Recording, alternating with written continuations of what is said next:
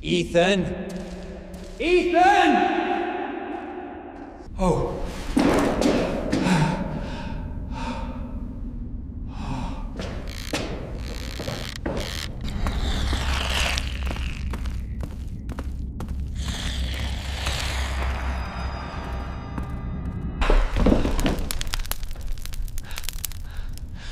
I'm fine. I'm better. I shoved my shoulder against the thin yard sash, and the window rattled like a small animal caught in a cage. A scraping answer came from under the house, a slow, wet drag that made the porch paint tremble. Suspicion pushed my hands forward. I knew the light had been on every night for a week, and I knew a sound that wasn't supposed to be a sound when a basement is sealed. I leaned closer to the glass and saw the jaundiced rectangle by the concrete foundation. The light did not blink. I am 34, and I do not climb through crawl spaces for sport.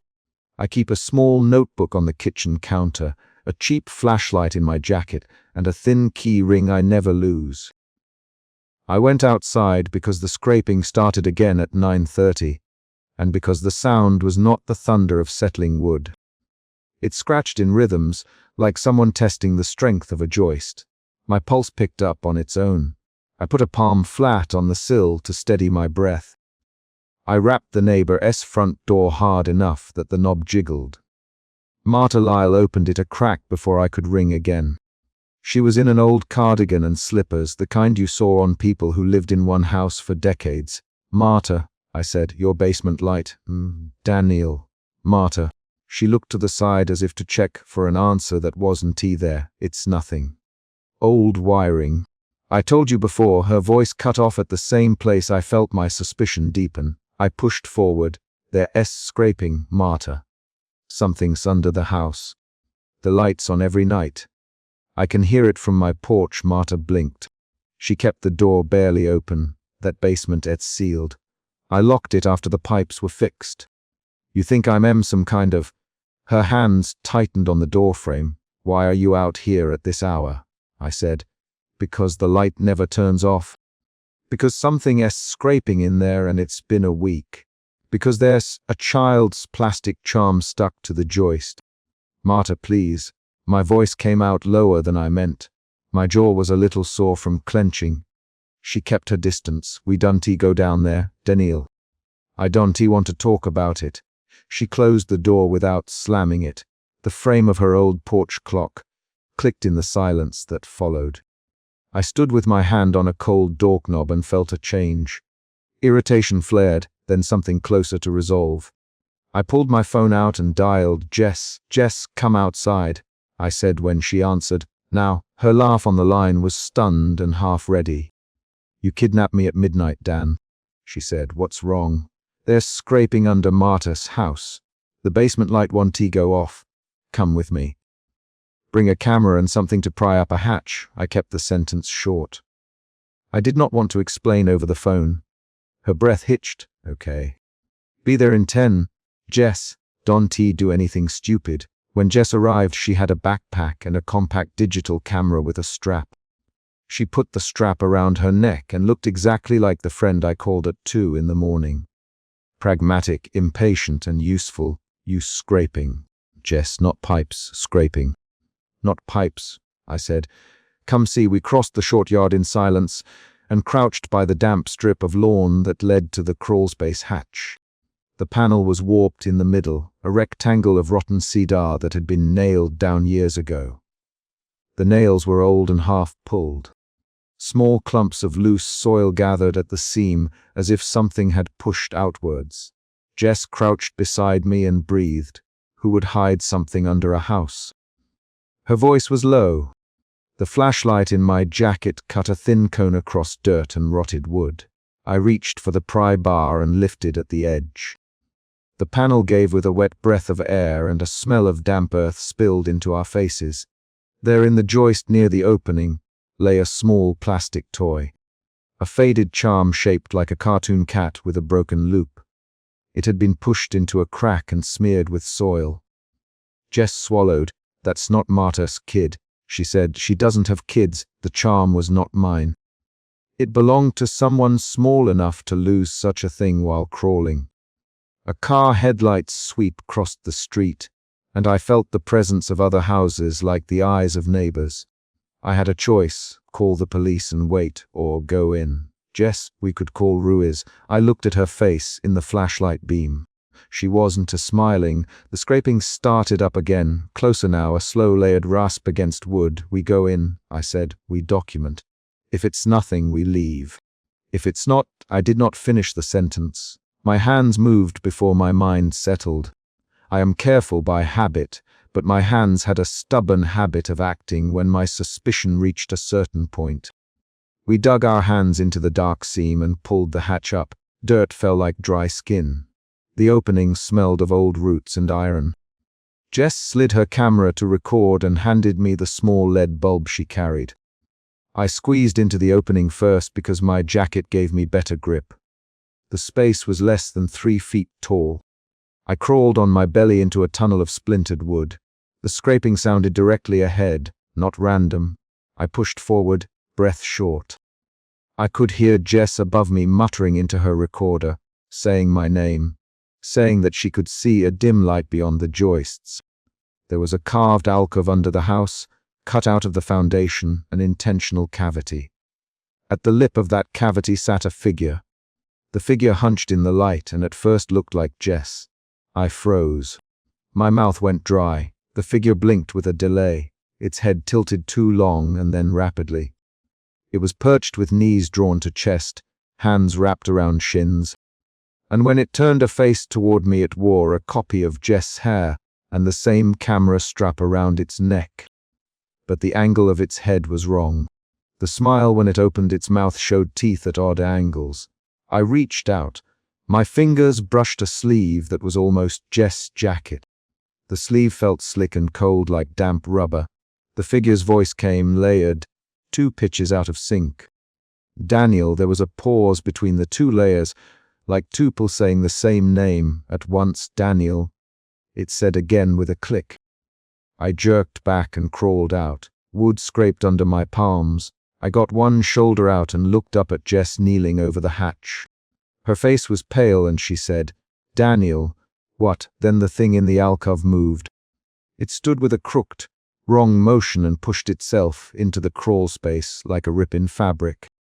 The layered voice said, "Jess." Jess's eyes widened. "She that isn't me." Her voice had a tremor that I had never heard. "That's not me." She grabbed the hatch rim and pulled herself down into the tunnel without thinking. I tried to stop her. "Jess!" "Get out now," I said. "Jess, come up." My hands slapped her shoulder. Her fingers tightened and then went slack. She let go and dropped into the dark like someone who had chosen to fall. The record light on her camera bobbed and then vanished under the hatch. Someone turned on a flashlight from the street. A figure came up the walk and called, "Is everything okay?" Officer Ruiz's uniform flashed in the light. He had a quiet way of talking that put a lid on panic. "Hey, neighbors. We got a call about noise. What's going on?" I scrambled out and pointed at the open hatch. Jess went down. "There's something in there. There's a copy. There is something that looks like her and it's wrong." My voice was raw. "Officer Ruiz, you need to..." Ruiz stepped up, boots on the wet grass. He peered into the crawl space with a torch and said, "No one should go down there alone." "You too, step back," I said. "We didn't go alone.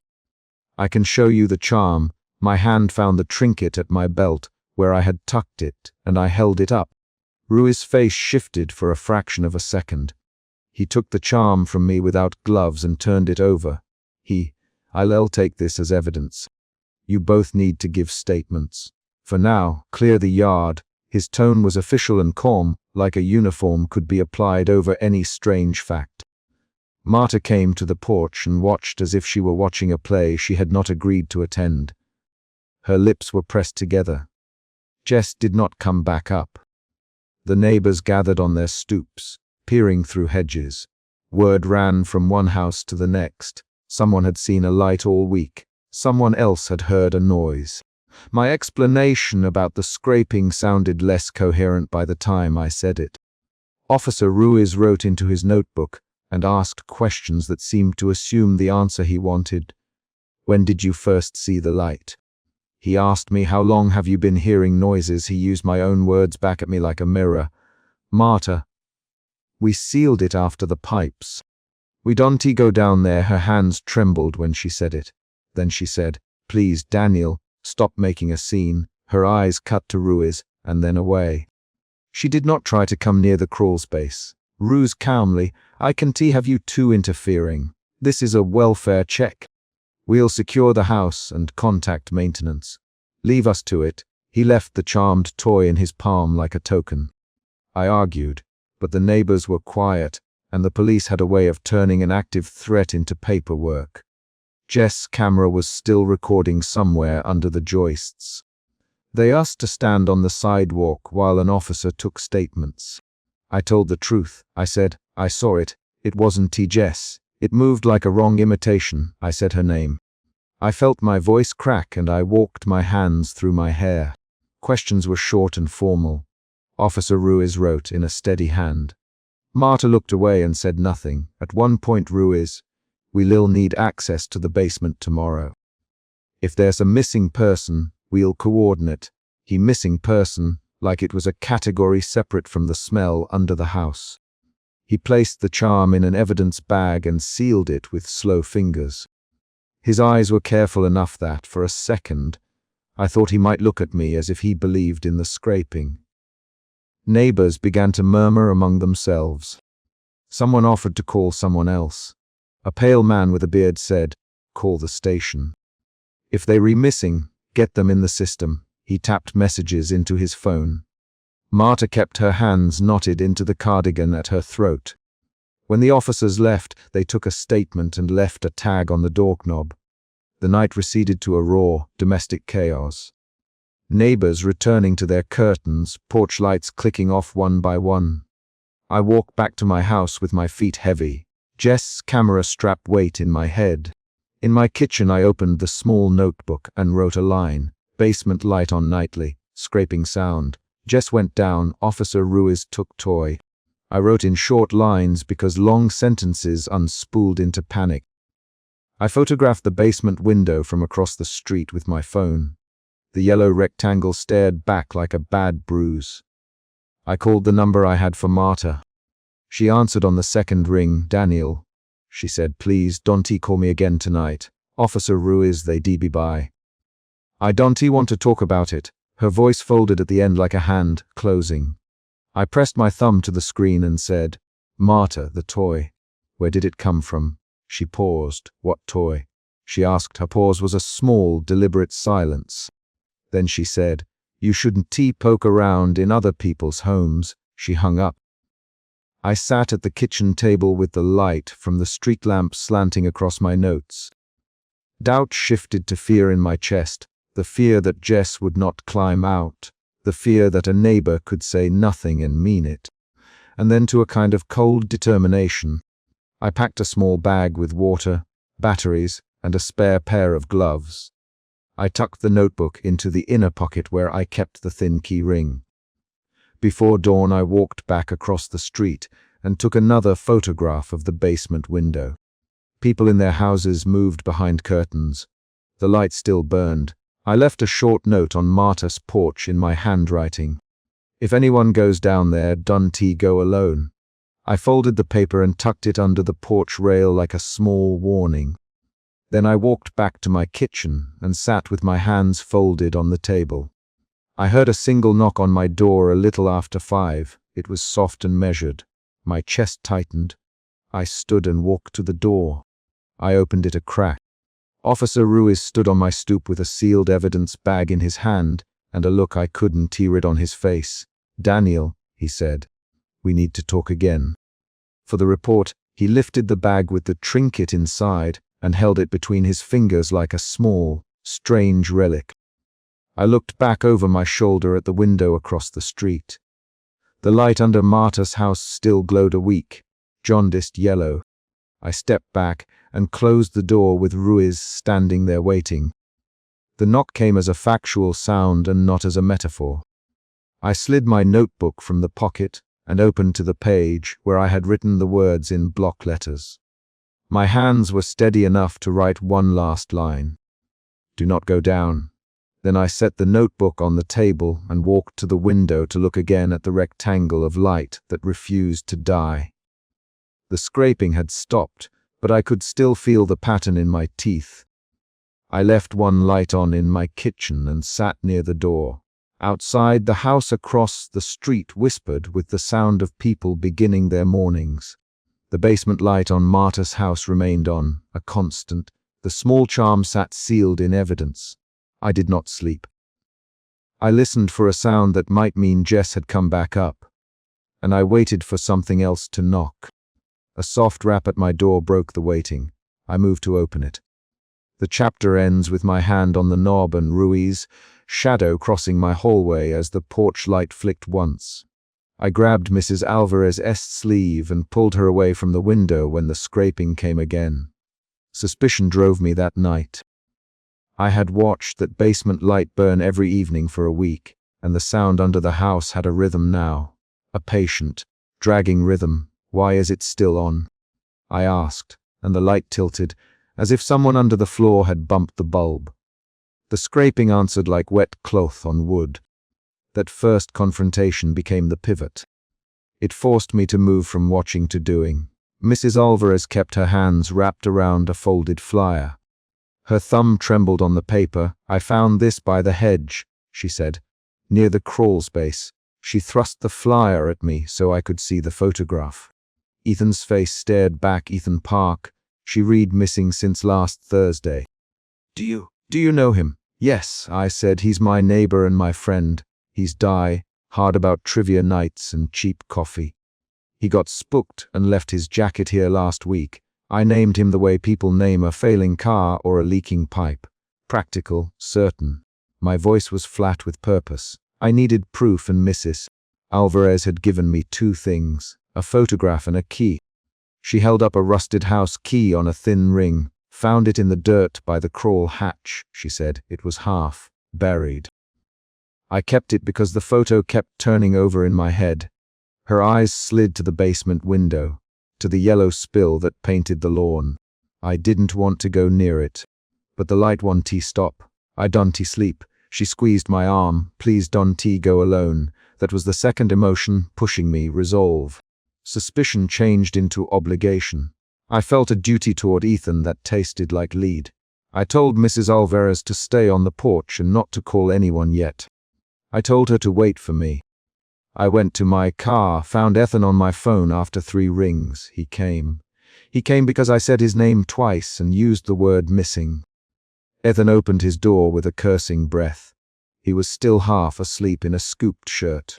He blinked at me like a man called out of a dream. Daniel, it's 3 a.m. What's wrong? He said. Mrs. Alvarez found a missing person flyer with your name on it, I said. She says she found a key by the crawl space. The lights spin on under her house every night. I want you to come with me and check the crawl space. I kept my voice even. I wanted him clear-headed. He ran his hand through his hair and shoved his feet into shoes. You re serious? Ethan, and I could hear the edge in his voice that meant he wanted to go back to sleep more than he wanted to argue. I said yes. Now, he met my eyes then. He packed a flashlight in his jacket and a pocket knife. The items were ordinary and mattered. They were what we had. We went back to Mrs. Alvarez's porch together. The light under her house cut a jaundiced rectangle across the yard. She stood rigid against the porch rail. Up close, the light looked wrong. It hummed. The window rattled when I put my shoulder against it, the same way it had in the week before. A scraping sound answered from beneath the floor, and the porch paint trembled.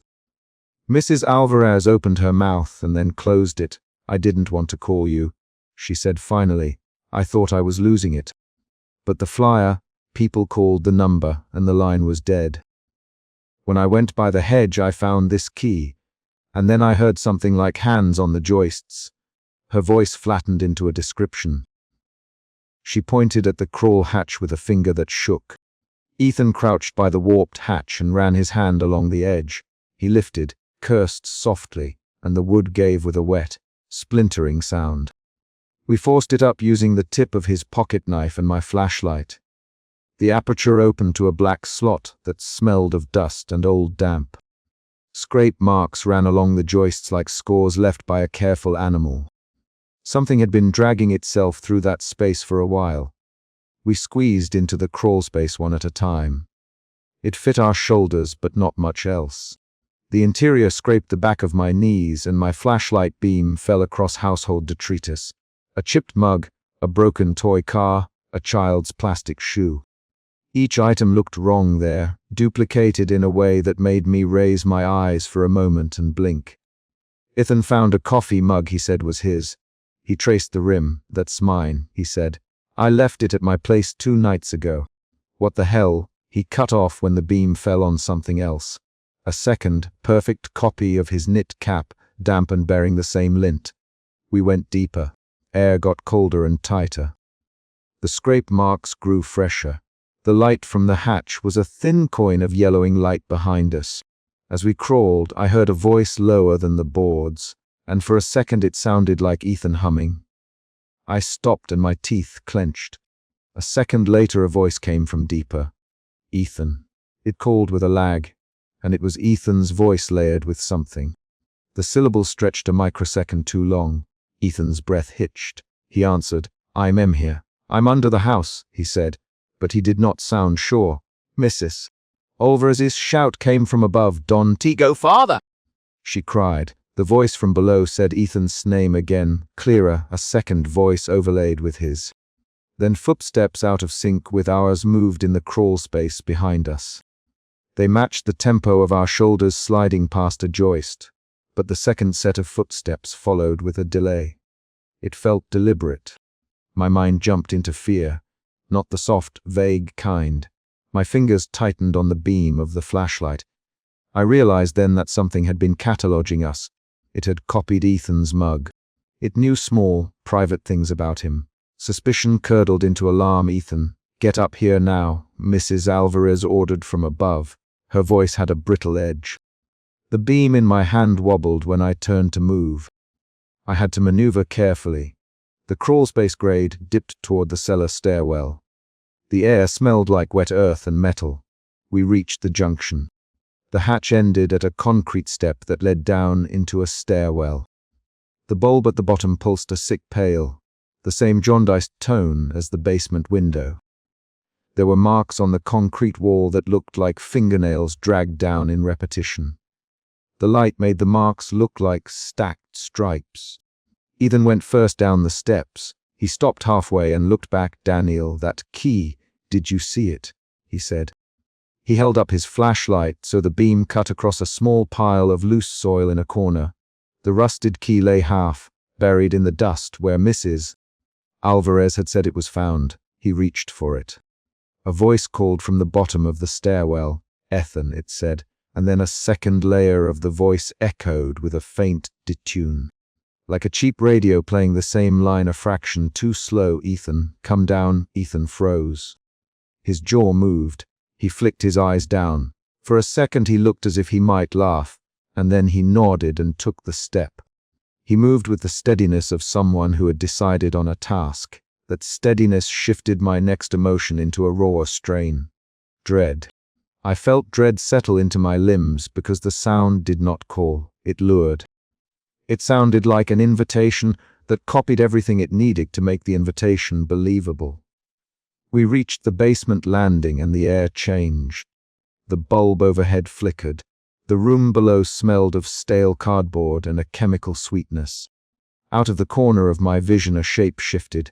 At the base of the stairs stood a person who looked exactly like Ethan. He wore the same jacket. He held the same stolen knit cap. The jacket's sleeve was torn in a way I knew, because I de-stitched Ethan's shirt for him in college when he ripped it on a nail. The copy turned its head and the mouth moved. "Ethan," I said. My voice broke. It sounded like a question because my brain was still trying to test reality. The copy stepped forward slowly. The shoulders were slightly too long for the chest. The collar sat an angle that made the light catch the fabric wrong. Close up, the face had a fraction too many teeth when it moved. The eyes were just a shade deeper than mine had seen before. The Ethan in front of me tilted his head at an angle that did not feel human. This was the moment the chapter had been building toward. The entity did not arrive as a sudden attack. It arrived as a careful swap. It stepped into Ethan's mannerisms with a delay. It spoke in Ethan's voice and then layered an overlay under the real voice. It moved to replace him. The mimic reached for Ethan's shoulder the way a hand reaches for a familiar coat. My legs felt leaden. I lunged. I didn't know whether I aimed to grab the jacket or the man. My forearm snagged fabric and then a grip tightened on my wrist from the other side. There was a scream that was partly Ethan and partly not. My fingers found torn denim and a seam that gave. I pulled. Someone shouted my name in a voice I could not pass. Hands were everywhere. Mrs. Alvarez was on the stairwell above, her face wet. She shouted, "Daniel, get out!" Officer Kim's cruiser lights had appeared on the street 2 houses down, an accidental timing. I heard boots on gravel outside. The mimic made a sound like breathing through a throat that wasn't meant to breathe. The Ethan at the bottom of the stairs smiled too wide, and then the real Ethan collapsed into a heap that looked wrong, too still, too cleanly folded. I dragged at the jacket and hauled the collapse backward, while something else moved into the gap the real Ethan had left. I felt the real man's ribs scrape under my hands and then go slack. I held a strip of torn sleeve and a fistful of hair. I tasted iron. There was a small, blood-sore tang in the air.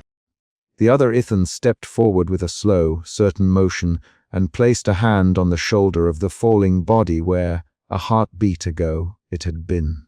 I remember calling his name until my throat ran dry. "Ethan! Ethan!" I slapped the real man's cheek. He did not answer. His eyes were open but fixed on a point above my head where I could not see. I shoved at the copy. It responded by repeating Ethan's laugh low and wrong. "I'm fine," with a delayed echo layered underneath that said, "I'm better," then my memory narrows into action and sensory facts. I dragged the real Ethan up the stairs. I felt tissue drag the way fabric slides over concrete. Mrs. Alvarez grabbed the splintered hatch and shoved it closed. The copy stood at the bottom and watched. When the hatch thudded into place, the copy's head ducked, and it traced a slow pattern on the wood with one long finger. Outside, the neighbor's car alarm wailed for a moment and then cut out. Officer Kim stepped onto the grass and shone a flashlight at the porch. He called out, "What's going on here?" His light landed on my hands, on the torn sleeve, on the rusted key half, buried in a puddle of soil. The light from his torch made the blood look more ordinary. I spoke to Officer Kim with a voice that tried to be an account. "We found him under the house," I said. "Ethan's down there. He was in the stairwell. There's a copy." I don't know how to explain it. My sentences came quick and shot out in measured pieces. Officer Kim a series of practical questions. He our names. He if anyone had ownership of the house. He radioed in a short report. His tone remained procedural. Mrs. Alvarez insisted Ethan never came upstairs. She it as if repeating a prayer. "He never came back up," she said. I knocked and I called and I heard the voice and then silence. I didn't see him climb out. She my name like an accusation. You were careful, Daniel. You be careful." Her mouth trembled. I did not answer. I sat on the porch rail and held a piece of denim with my fingers. Officer Kim took the torn jacket and the rusted key. He bagged them and wrote notes. He kept asking questions about entry and possible witnesses. He if Ethan had enemies. The words came like checkboxes. I answered in clipped sentences. His flashlight played across my face. I felt watched in a way that had nothing to do with officialdom. I felt observed by a logic trying to pin an impossible event into an ordinary report. We had evidence enough to make the report real and not delusion. The torn sleeve I carried, the key in a sealed evidence bag. The coffee mug that matched Ethan's chipped rim. Officer Kim wrote it down. but his face tightened in the way of someone balancing disbelief and procedure. He called for a unit to check the crawl space and for a forensics team. He put his hand on my shoulder once and said, "Stay available, Daniel. We'll need statements." His hand was heavy and conventional. Later, at dawn, I sat on my own porch checklisting details. I rethreaded what I had done. I replayed the sequence like a mechanic tightening bolts. Each memory insisted on itself in concrete pieces.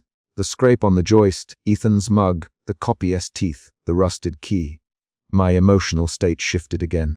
The drive to act had become anguish, then to a fierce, exhausted clarity. I was tired in the way of a man who had fought and lost something that meant more than he had time to grieve.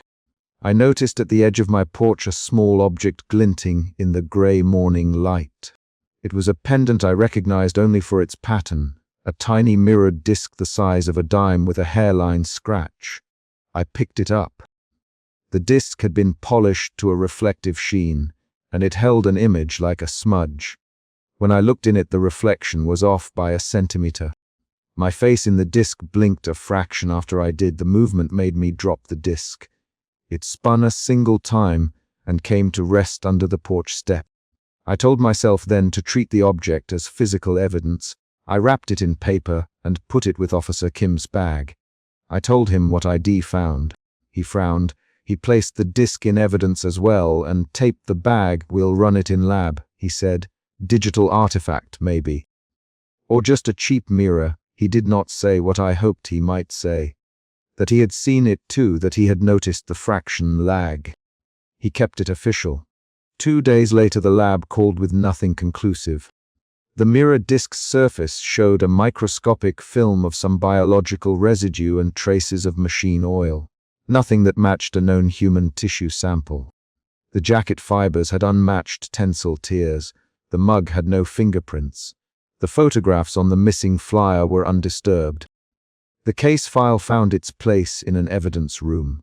The official line read as a missing person with suspicious circumstances and no witnesses. The file closed for lack of a physical cause. That closure left me with another emotion shift, a cold, organizing anger. I pressed on alone.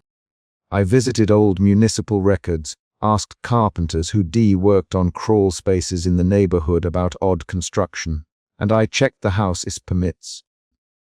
I learned nothing new about the property. I checked Ethan's apartment and found an extra key under a loose brick where he'd once said he kept it. My searches were methodical. My actions were the place where my anger showed itself. I moved like someone trying to rebuild a clock. At 2 in the morning on the 5th day, I heard a soft knock on my door. I opened it and found Officer Kim. He looked tired. He carried a small envelope and a file. We found a camera mounted behind the porch. Time stamps skewed. The feed had interference. We pulled what we could. "You might want to see it." I followed him into my living room, and we watched grainy frames that looked like low-resolution surveillance. The video showed a figure hunched under the porch at 1:14 a.m. It showed the crawl hatch open and something move with a slow, deliberate pace. At 1:20 a.m. a pair of hands emerged and pushed a shovel. The frame cut and then resumed, showing a figure upright that matched Ethan's size walking away, but the gait was slightly wrong. At 1:23 a.m. The light under the neighbor's basement window pulsed on. The image jittered with static. The final frames showed a tiny reflective speck that flashed like the mirror disc, and then the recording dissolved into lines. "Officer Kim, we can make it into a defendant. We can only say someone visited the crawl space and someone else left. The rest is noise." He looked at me and added, "But take care. If you see anything else, report it immediately." His voice was practical. His eyes were not. He had seen the footage and he had seen the flash. He had catalogued it as anomaly, like a piece of faulty equipment. A week after the stairwell fight, I walked past Mrs. Alvarez's house at midday. The basement window had a faint glow even without the bulb. The light was like a bruise of color on the glass. I paused and she came onto her porch. She didn't ask where Ethan was. She folded her arms and asked instead, Are you going to keep checking? I told her I would, because the truth was I could not stop. I set another watch that night with a small camera and a second flashlight. I waited in my car like a man staking property. I had become a sentinel. The repeated emotion in me was now fatigue and a slow, stubborn refusal to accept an official end. I slept in bursts and wrote observations in my notebook in short, clear lines. On the 12th night I found the crawl hatch open again. This time there was no scraping as I lifted it. The air inside the crawl space tasted metallic. The coffee mug lay in the same place, but its rim had a fresh smear. There was a single footprint in the dust I did not recognize, long, narrow, and without the expected pad. When I reached for the footprint, an answering voice called my name from the dark. It was layered, echoing with that same small detune. The voice said, "Daniel, why did you leave?" And then it said under it, "Why did you go?" I stepped backward and the hatch slammed somewhere behind me. I felt hands on my shoulders and then a pressure like a machine closing. I twisted and found my hand on something that was not an arm. It felt like wet rubber and drifted away. I ran. I climbed out and I slammed the hatch down. My knees knocked. My fingers smelled like dust and something bitter, like machine oil mixed with blood. I decided then to isolate the problem physically. I could not trust reports or labs. I could not trust that an officer's hands on paperwork would solve the living pattern. I returned to the basement that night with a plan. If the entity imitated, I would give it only what I chose. I brought with me the rusted key, a substitute jacket I had taken from a thrift store, a portable generator, and a small mirror disc I had purchased to test whether reflective surfaces affected its copying. I set the mirror on the stair landing and turned the generator to low. The light from the generator cast hard edges. I placed the thrift jacket on a hook and stuffed inside it a small recorder that would pick up layered voices. The plan was calculated and ugly. It felt like laying bait on a trap. At 1:14 am, the hatch opened. The sound had no hesitation. The copy appeared at the bottom of the stairs looking like Ethan. It reached for the jacket and smiled. I kept the beam steady on its face. The teeth glinted. The eyes held no reflection. It moved toward the mirror. When it looked into the mirror, it recoiled as if struck. The reflection showed a face that did not quite fit. The copy's head was slightly off axis and the reflected mouth had too many teeth. It paused and then reached out to touch the glass. When its fingers met the mirrored surface, the recorded device in the jacket picked up two voices at once.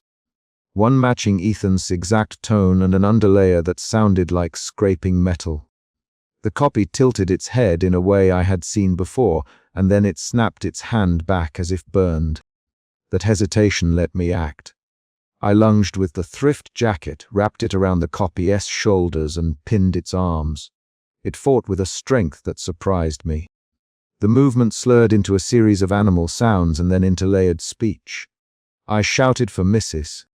Alvarez and for Officer Kim on my radio. I felt the thing inside the jacket try to slip out by pushing through seams and fabric.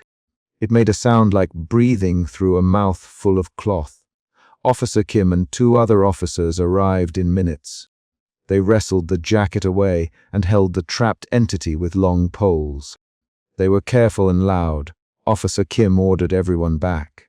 He pulled on thick gloves and said in clipped sentences, "Nobody touches it with bare hands. Get the evidence bags. Secure the perimeter." He barked lines like a man giving instructions in a theater fire. He looked at me once and said, "You did the right thing calling us." They moved fast. They clamped the jacketed figure in a steel crate that had been ordered from a county storage facility for evidence transport. They sealed it and labeled it. A forensic tech called for chemical sprays and a hazmat kit. The creature inside the jacket made a noise that the officers did not categorize. They cataloged it instead as a subject of sample collection. I watched them load the crate into a county van. The crate's small ventilation holes thudded as if something struck them from the inside. When the van pulled away, the headlights made a long beam across the yard. Mrs. Alvarez stood in the doorway and said, "Will it follow us?" Officer Kim answered in the only way that fit procedure and human unease at once. "We take precautions," he said. "We document. We done leave anomalies on front porches." He paused, then added, "We will isolate this. We will test it." His hands were steady, but his voice tightened on the last word. We went to the station that morning. The box was logged into evidence. The techs took samples. The creature inside screamed, and then repeated whatever sounds the equipment made as if retrieving them. The lab later classified the sample as non-standard organic matter mixed with synthetic residues. They could not match it to any catalog. The crate was transferred to a secure facility, and the case file was flagged. 2 weeks later, an official packet arrived at my door. It was a short letter with few words and an institutional stamp. The letter stated the crate was in custody, the samples were in review, and further information would be restricted pending analysis. The file number was given. Officer Kim called and told me to be patient. He recommended distance. He warned me not to try to retrieve items from under the house again. We had containment. That was the point where things should have settled. The evidence bag with Ethan's jacket sat in a secure vault, and yet my mind kept playing the small, dishonest detail. The crate's vents had been struck from the inside. Whoever or whatever had been inside had wanted air. It had tried to reach out. It had not simply been catalogued and caged like an inert specimen. The final emotional shift was not relief. It was quieter, more resigned. A knowledge that some problems become management tasks and others become a ledger of loss. I kept a small copy of the rusted key in a drawer even after I turned the original over. I kept Mrs. Alvarez's flyer. I kept the mirror disc wrapped in tissue. Months later, I saw Ethan in a grocery aisle. I froze. He was browsing cans and his hair was mussed. He smiled at me in a way familiar and careful. I walked up and said his name. He turned, and there was a subtle delay in the recognition. He looked at me and narrowed his eyes the same way he had in the stairwell. But then he laughed and said, "Daniel, you okay?" The laugh matched the memory, and yet it sat one beat off. I watched him walk away with his cart. He looked normal in the afternoon light. He called out, "See you around," and he called my name in a way that meant neighborly farewell. I did not follow. I let him go. When I locked my door that evening, I checked the mirror disc for the last time. The surface showed my reflection plainly. I put the disc in an envelope and mailed it to a lab with a note. The lab called weeks later to say they had found traces of a patent polymer and organic residue that matched nothing in their reference. They recommended further research. The official trail became a series of careful steps forwarded to higher levels. The case closed in public record as an unresolved missing person case with unusual evidence. Officer Kim moved on to other calls and I stopped getting check-ins. Mrs. Alvarez sold her house and moved across town. Her porch light remained a bruise in my memory, but it no longer glowed across my lawn. I do not tell this as a tidy ending. There is an ending in the sense that the immediate danger was contained and the crate was moved out of our neighborhood. Ethan continued to exist and to answer to his name. The man who returned to the street had a small lag sometimes in recognizing people, and he twitched when music had certain intervals. I kept my distance for that. We both carried scars. I had the torn sleeve in a photograph. He had whatever the exchange had taken from him. On the last page of my notebook, I wrote a single line of instruction for anyone who might come after. Keep lights where you can see the foundations. Keep friends close when you are checking crawl spaces. And if you must place bait, use metal-lined containers. The words felt like mechanics, not a moral. The final action I recorded was concrete. I mailed the rusted key, the mirror disc, and a copy of the missing flyer to a research group that specialized in anomalous patterning. I logged the tracking number and kept a photocopy on my shelf. The crate remained in institutional custody. The papers showed its transfer. The final physical beat of the chapter is simple and concrete. Officer Kim signed the chain of custody form. I watched him print his name, initial the line for transport, and close the book. He slid the paperwork across the counter to me and said, "That's everything we can do for now." I took the papers and folded them into my pocket. The rusted key and Ethan's torn sleeve were sealed in evidence. The mirror disc had been catalogued. That paperwork closed the immediate loop. I went home and shut my front door. I placed the photocopy of the chain of custody and the flyer on my kitchen table. Then I turned the deadbolt. The sound of the bolt falling was precise. It was an action I could measure. It was a small, definite click that matched the kind of conclusion paperwork makes possible. Outside, at a house I once watched from my porch, the basement light did not pulse that night. The bulb stayed off.